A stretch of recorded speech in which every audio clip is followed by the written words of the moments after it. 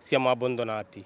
Una parte che siamo commercianti, e allora vengono delinquenti a torturare noi, spaccare vetri e per consumano in giro droga vengono a lavare il nostro negozio. Se noi impediamo spaccano, danno pugni sulle vetro. Siamo abbandonati a noi stessi, dice esasperato Shirko Khan, cittadino di origine bengalese, nonché titolare di diverse attività commerciali tra Mestre e Marghera. Anche lui, insieme ad altri commercianti di varie etnie dell'area, al grido di basta violenza, basta paura, si è rivolto pure all'associazione multietnica antirazzismo. La decisione dopo l'ultima violenta aggressione sabato scorso ai danni di un giovane artigiano della comunità bengalese che ha fatto esplodere a Marghera rabbia, paura e frustrazione.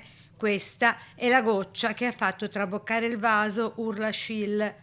Noi siamo vittime di tutti. Allora noi adesso facciamo un appello anche all'associazione antirazzismo che venga a dare una mano a noi. Abbiamo anche scritto che vengono a dare una mano a noi. Questo sempre succede, sempre siamo vittime noi per gli scuri indiani, ecco. Insieme prenderanno parte a Marghera al corteo con cui la comunità chiederà a tutte le istituzioni competenti di garantire sicurezza e protezione per tutti i cittadini, senza distinzione di origine e colore della pelle. Sempre vittime noi siamo stranieri per gli scuri, ok? Noi siamo perseguitati da tutti.